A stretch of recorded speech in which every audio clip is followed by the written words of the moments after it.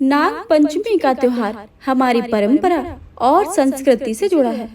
नागों के साथ जहाँ तमाम रहस्य जुड़े हैं, वहीं ये जीवन की रक्षा करने वाले भी माने जाते हैं। नाग पंचमी सनातन धर्म का एक विशेष त्योहार है, जिसे हर कोई बेहद श्रद्धा और आस्था के साथ मनाता है। ये पर्व नाग देवता को समर्पित है। इस साल नाग पंचमी 29 जुलाई को मनाई जा रही है।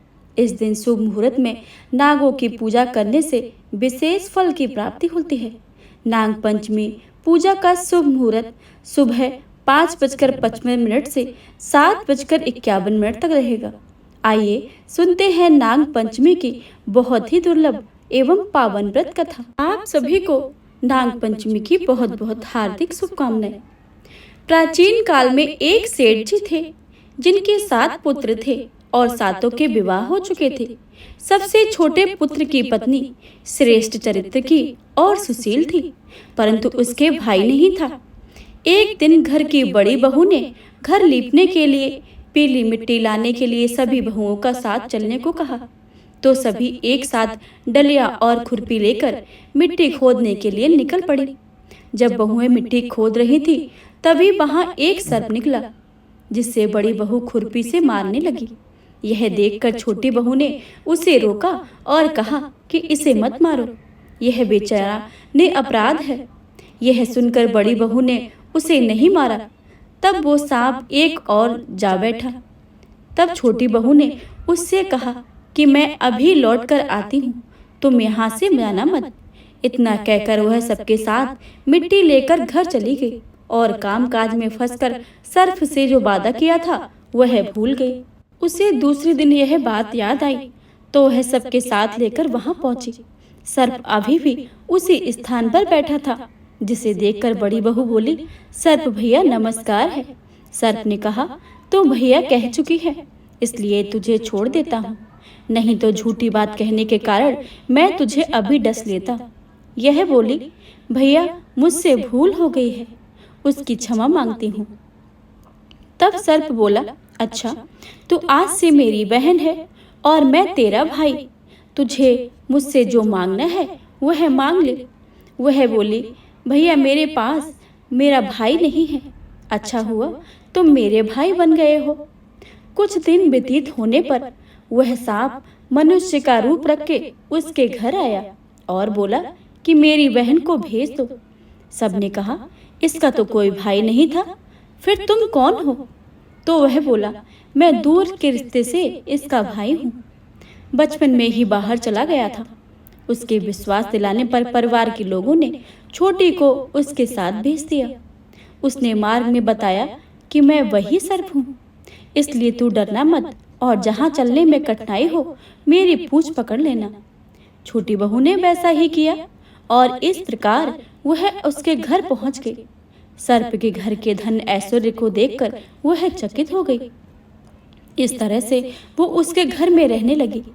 एक दिन सर्प की माता ने उससे कहा, मैं एक काम से बाहर जा रही हूँ, तू अपने भाई को ठंडा दूध पिला देना। उसे इस बात का ध्यान नहीं रहा। उसने सांप को गर्म दूध पिला दिया, जिससे उसका मुंह जल गया। यह देखकर सर्प की माता को गुस्सा आ गया, परंतु सर्प के समझाने पर वह चुप रह गई। तब सर्प ने कहा कि बहन को अब उसके घर भेजना चाहिए। तब सर्प ने उसके पिता से उसने बहुत सा सोना, चांदी, जवाहरात, वस्त्र, आभूषण आदि देकर घर पहुंचा दिया।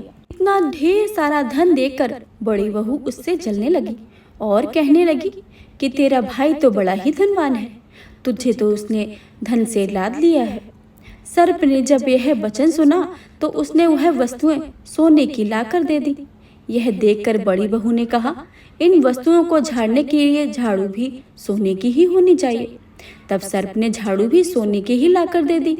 सर्प ने छोटी बहू को हीरा मणियों का एक अद्भुत हार दिया, जिसकी प्रशंसा उस राज्य की रानी ने भी सुनी और वो राजा से बोली कि सेठ की छोटी बहू का हार मुझे चाहिए।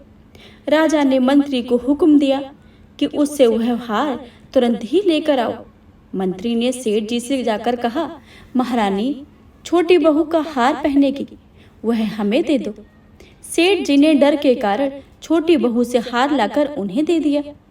छोटी बहू के यह बात बहुत बुरी लगी। उसने अपने भाई सर्प को यह याद किया और उससे प्रार्थना की कि भैया, रानी ने मेरा हार छीन लिया है।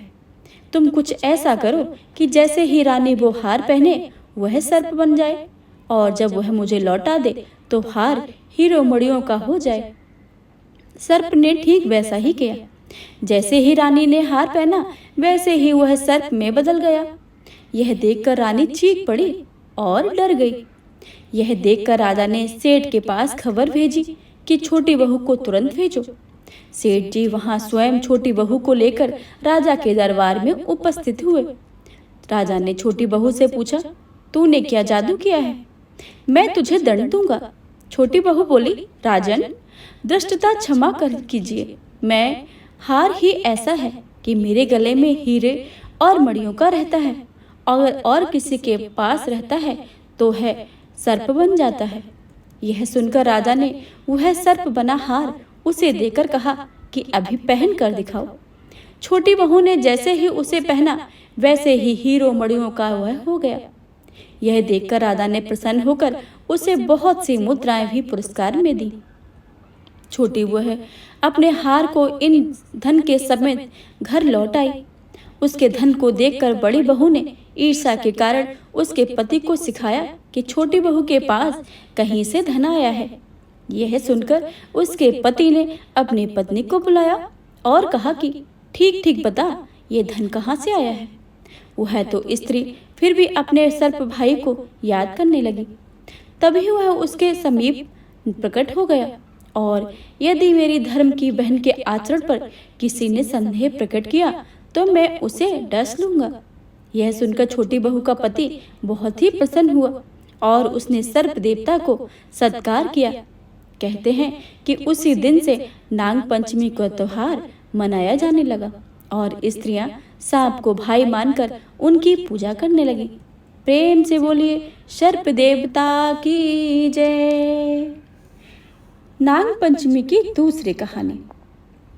नाग पंचमी की पौराणिक कथा के अनुसार पांडवों के अर्जुन के पौत्र और राजा परीक्षित के पुत्र जन्मेजय ने नागों से बदला लेने और उनके वंश के विनाश के लिए एक यज्ञ किया।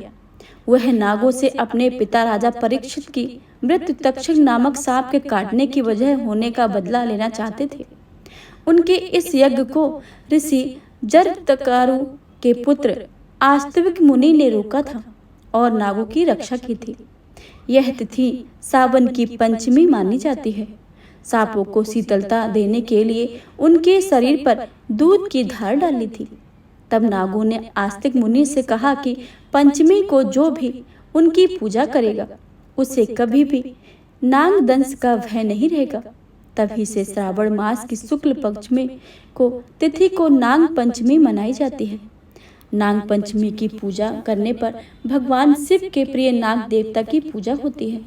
इसके लिए घर के दरवाजे के दोनों तरफ नाग की 8 आकृतियां और हल्दी, रोली, चावल, घी, दूध, फूल आदि से नाग पंचमी के देवता की पूजा करें।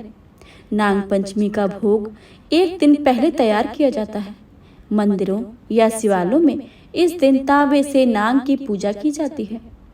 पूजन में नाग पंचमी व्रत की कथा पर नाग देवता प्रसन्न करने के लिए आरती की जाती है। मानता है कि नाग देवता की पूजा के साथ भगवान शिव का पूजन भी करना चाहिए।